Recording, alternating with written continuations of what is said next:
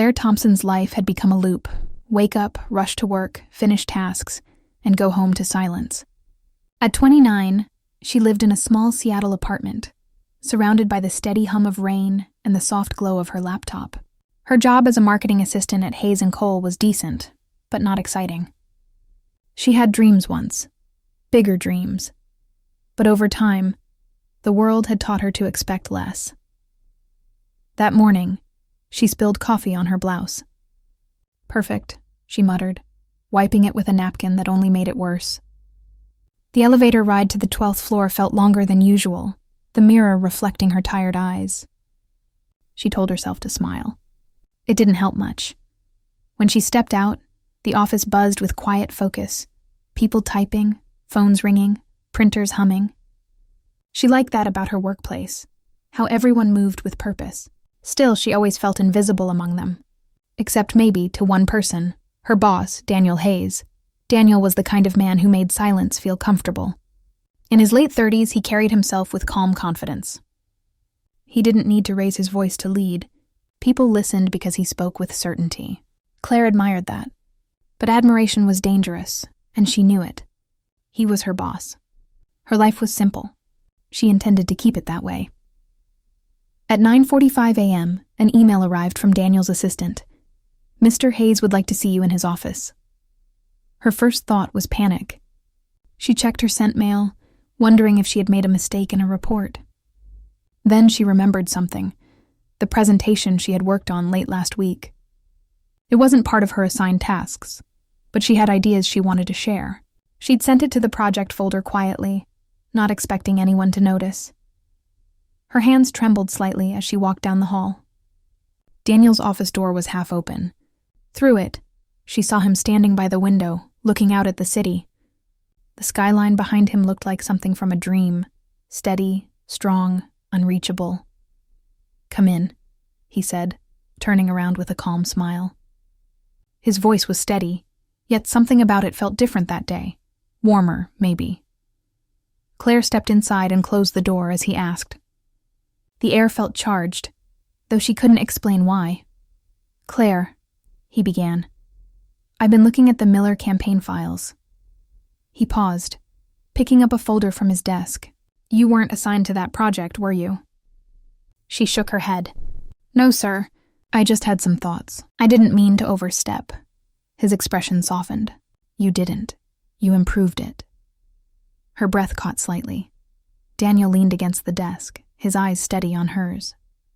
"Your strategy was smart, creative, and exactly what the team needed. You saw something the rest of us missed."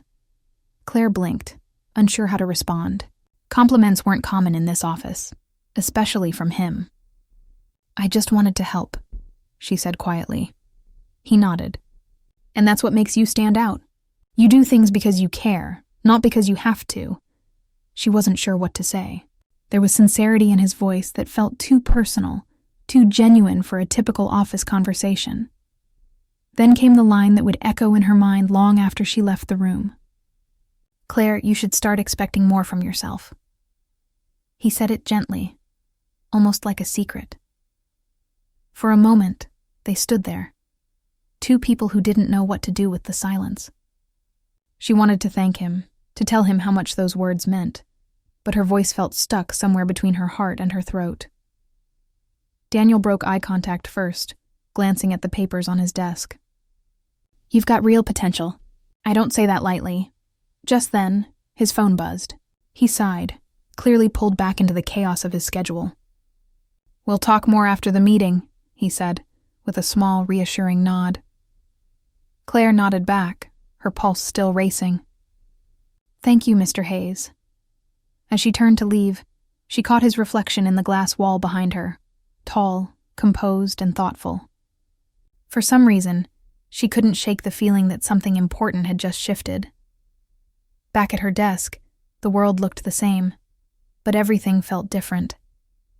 Every sound, every detail seemed sharper. She replayed the conversation again and again. His words, "expect more from yourself," sounded less like advice and more like a challenge. The rest of the day passed in a blur. Colleagues chatted around her, but Claire's thoughts were somewhere else. inside that office, where her boss had looked at her not just as an employee, but as someone capable of more. As evening fell, the office grew quiet. People packed up and left, but she stayed behind, pretending to finish a report. In truth, she just needed a few more minutes before facing the rain outside. When she finally shut down her computer, an email notification popped up. It was from Daniel. Her heartbeat quickened. Subject: dinner tomorrow. We need to talk about your future here. She read it twice, then 3 times. Her hands felt cold, her mind full of questions. Was it about a promotion? A new position? Or was there something else behind those carefully chosen words? She sat there for a long moment, staring at the screen, trying to steady her thoughts. The world outside was wrapped in rain and city lights, but inside her, something had begun to glow, a mix of excitement and uncertainty. Claire knew she had always wanted more from life, but she had never expected it to come from her boss. Still, the thought of meeting him outside the office made her chest tighten in a way that was both thrilling and terrifying. She closed her laptop and walked toward the elevator, her reflection once again staring back at her from the silver doors. This time, though, she didn't look tired. She looked alive. As the elevator descended, she whispered to herself, "Tomorrow, everything could change." And deep down, she already knew it would. The next evening, Seattle's sky was painted in soft gray, the kind of color that made the streets glisten after a light rain. Claire stood outside the restaurant Daniel had chosen, checking her watch for the 3rd time. It wasn't a fancy place, but it was quiet, elegant, and warm, a place meant for real conversations. Her heart beat faster with every second. She had spent half the day trying to convince herself it was just a work dinner, but a small part of her heart whispered that it wasn't just that. Daniel arrived right on time, his usual calm presence making her shoulders relax a little. He smiled as he approached, a genuine, unhurried smile that made her forget how nervous she was. "Claire," he said softly, "I'm glad you came." "I almost didn't," she admitted, her voice low but honest. "Then I'm glad you did." They sat by the window, rain tapping softly against the glass.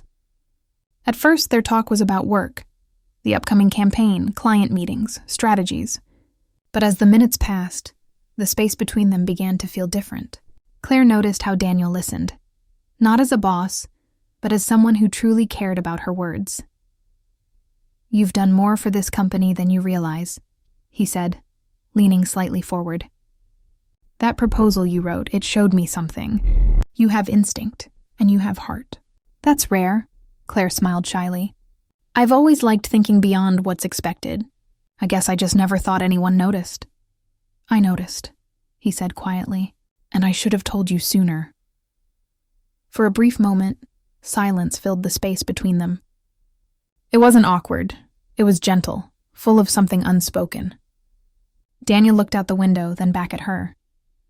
"You remind me why I started this company. It wasn't about numbers. It was about people who believe in something." Claire didn't know how to respond. She had spent so long feeling invisible, and now, sitting across from him, she felt seen in a way she hadn't in years. Their meals arrived, but neither seemed very interested in eating. Conversation flowed easily, shifting from work to life, from dreams to memories.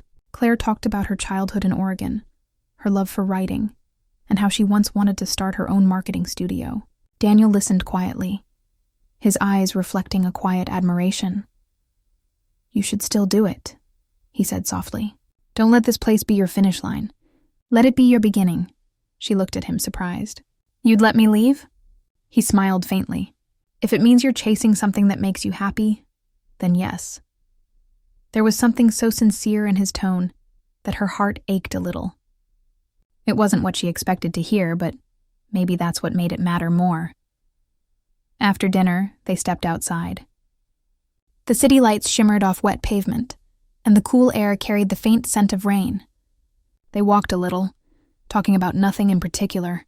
Daniel told her about the early years of his career, the mistakes, the late nights, the loneliness that came with success. "I used to think being strong meant being distant," he said quietly. "But it only makes you forget what really matters." Claire glanced at him, the glow from the streetlight softening his face. "What does matter?" she asked. He looked at her, a small smile touching his lips. "People. Moments like this." Her heart skipped a beat, though she said nothing. They stopped near the corner where the city looked its most beautiful, rain glistening on the roads, cars passing like waves of light.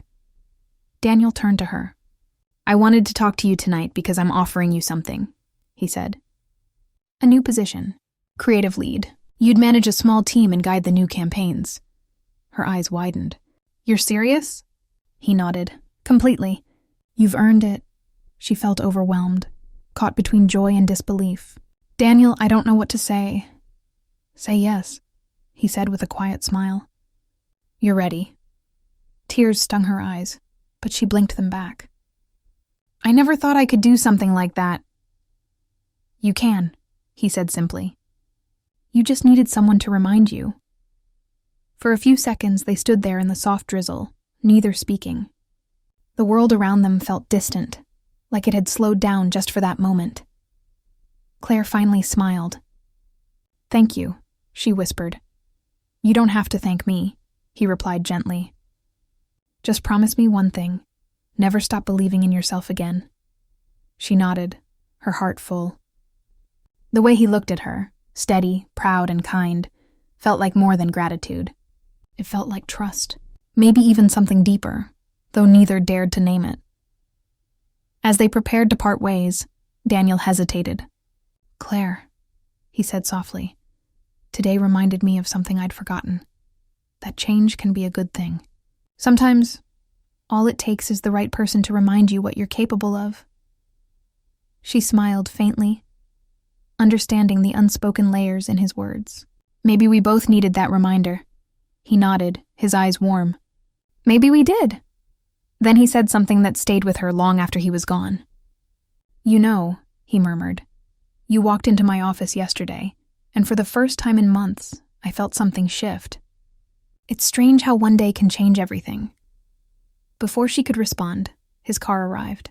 He gave her a small nod, almost like a promise, and stepped away.